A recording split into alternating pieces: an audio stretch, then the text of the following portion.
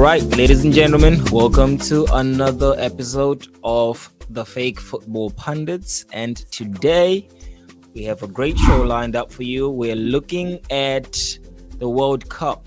Today, Germany and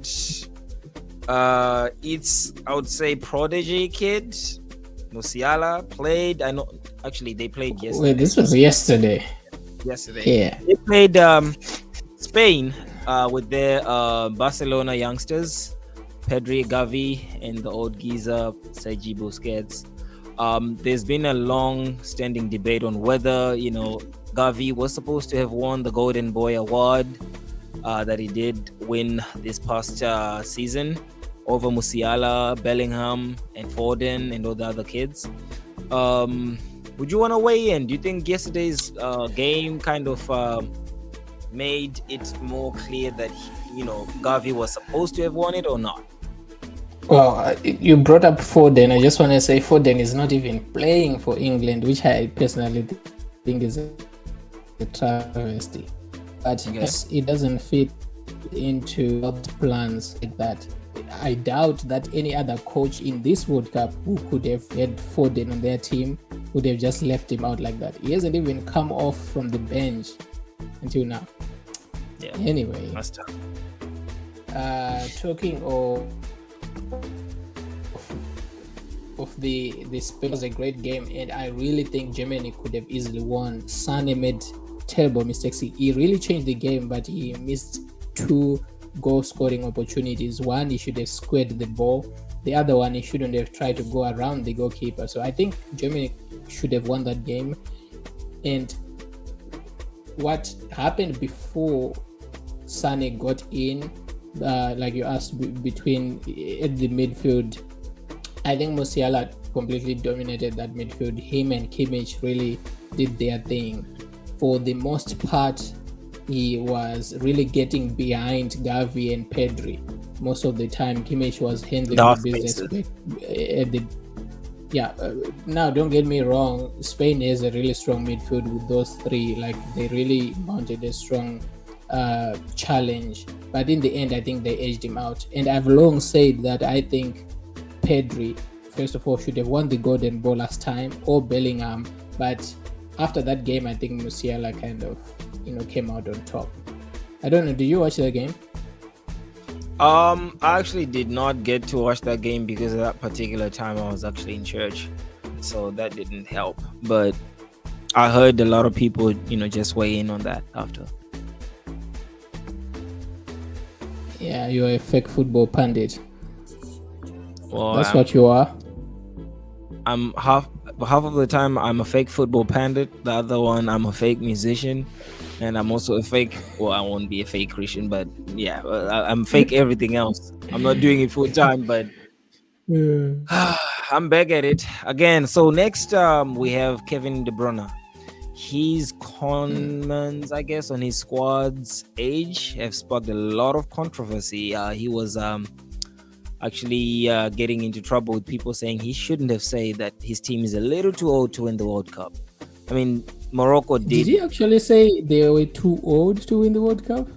Yeah, he said they were not competitive enough. 2018 was the year they could have at least won it. I think these are not his words verbatim, but that's basically where he was going to. I think he has a point given how they were battered by Morocco. And looking at the Moroccan squad, the only name that most people recognize is Ziyech because he plays for a top team. So I doubt he plays for a top team, but it's okay.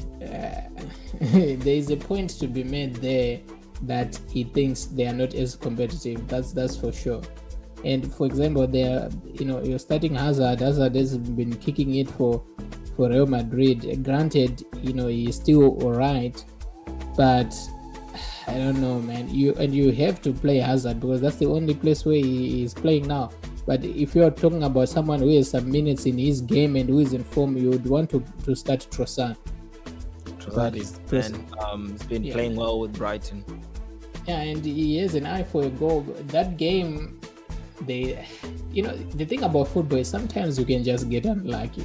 And I feel like that's what happened to them. But yet, at the end of the day, it doesn't matter whether you scored by luck or by genius. A goal is a goal. You think Belgium's results are really due to luck and not necessarily that their form is actually the results are telling of their form? I think it's mostly their form. It's mostly their form, but you would back them to beat Morocco. Of course, yes. The players so even when they are not at their best, you would think they can pass. Yeah. Definitely. I mean, that's why everybody thought it was an upset. Okay, well, so what do you think? Do you think? I think it was much more of form than luck.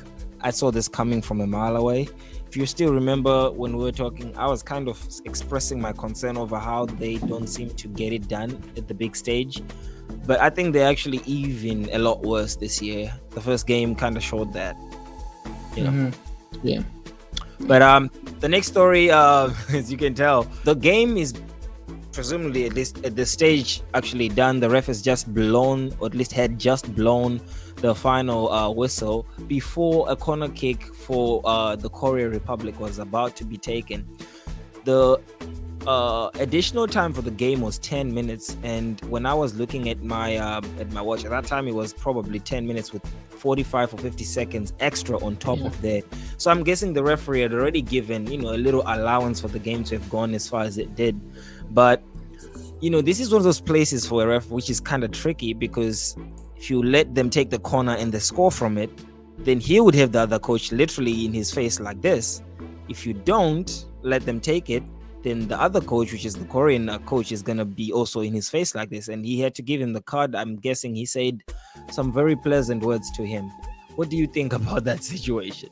Well, he really deserved that red card because, first of all, 10 minutes was over. There's no rule that says if it's 10 minutes and then you have your corner, you have to take a corner. It's an unspoken rule, Yeah, rules have to be spoken. This is not a relationship with a crazy woman. who says you need to know when she wants, what she wants, how she wants it, and all that nice stuff. Rules have to be followed to the letter. So if time was up. And also some of it, as far as extra time is concerned, the referees kind of have the discretion there. Exactly. For example, even when it comes to how much extra time to put, sometimes they put too much, sometimes they put too little, but at the end of the day, they get to decide. So let the referees do their job. He really deserve that card. Next game, he won't be there. I hope it doesn't affect his team. So yes, the Group H standings is, after the game, Portugal on top. They have 6 points. Ghana has 3 points. South Korea tied Uruguay the first game, and Uruguay is his last with 1 point, and because of goal difference, they are they're the last and they're the bottom. But the next game you have South Korea, I'm guessing, playing Portugal, and they're not probably thinking they'll win that, so they're most likely out, which is why we have Uruguay and Ghana, so technically every team still has a chance here to qualify, because Uruguay and Ghana, that would be interesting. South Korea could pull up an upset against Portugal. Who knows? I mean, this World Cup has been filled with those, yes. But I don't see Portugal giving it away. I mean, they've been very solid as far as giving chances away. For South Korea, then they would have to bank on Ghana losing against Uruguay and them beating Portugal for them to go through. That would be a really double miracle. So I don't know. That's I think the Uruguay Ghana match can go either way, but it would be really nice to see a Suarez and Ghana matchup again. As the rematch for 2010 semifinals of the World Cup, where Suarez decided to use his hand to deny Ghana going through. I don't think Suarez will play in that game. I mean, considering how crucial it is, you'd want to play Cavani and Nunes as his best strikers, since he's been playing, starting them. Just but like it would be great to just watch him play the last 20 minutes or so. Oh yeah, definitely. But all the players that were in that team are now probably retired. But I'm pretty sure the love is not lost between the nation of Ghana and Luisito Suarez. So that should be interesting. Then the last story of the day we have is the Cameroonian goalie. Is his first name Andre Onana? Yeah, Andre Onana. Yeah. Okay. I thought I was missing something, but yeah. So he's had an issue with his head coach. You seem to have, I guess, more info on this. What happened? Well, as a fake football pundit, what I can surmise so far is that apparently he had some tactical disagreement with his coach, Rigobert Song, who used to captain Cameroon, by the way. He captained Cameroon to 2 World Cups, if I'm not mistaken. Yeah, show some respect, boy. What? I'm just saying, show some respect to the former legend. Yeah, he's a I'm saying to Andre Onana. He won the Africa Cup of Nations, I think, twice as the captain of Cameroon. I would say that. Do you think that team was the second best Cameroonian team of all time, with Patrick Mboma and them? Because I know Roger Miller's team was I would think big too. Yeah, I would think the one with Roger Miller, but to be honest, at that time I was too young to be watching football, so I didn't watch them. I didn't really know what happened, so I wouldn't want to say, oh, it was the best when I didn't watch them. It's just like legend to me. So almost when people ask me like, who was better, Pele or Ronaldo, I'm like, I didn't watch Pele. I wasn't even born when Pele was playing. So anyway,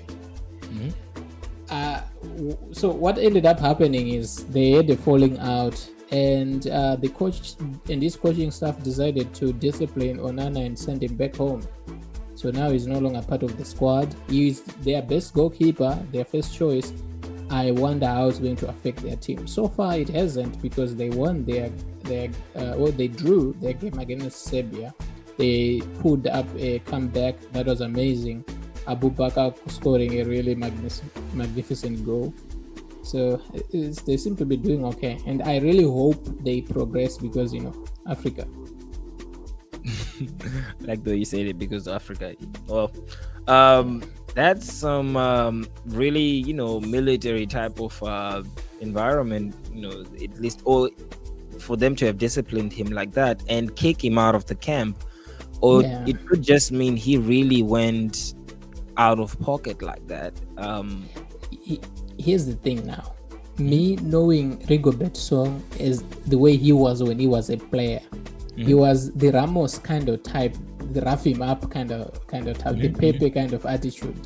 Yeah. So if he is still like that, he wants to be the I say the something, you do it, you don't respond to me, and so that kind of character is difficult to deal with, and maybe Onana tried to stand up to him, and he got his ass handed up to him. And I think Onana might be coming from, I've played in higher places than you ever did, so you might want to also put some respect on my name, and that could turn out ugly. But well, that was today's show, guys. Make sure you comment, like, subscribe, hit the notification bell, and stay in touch with the boys.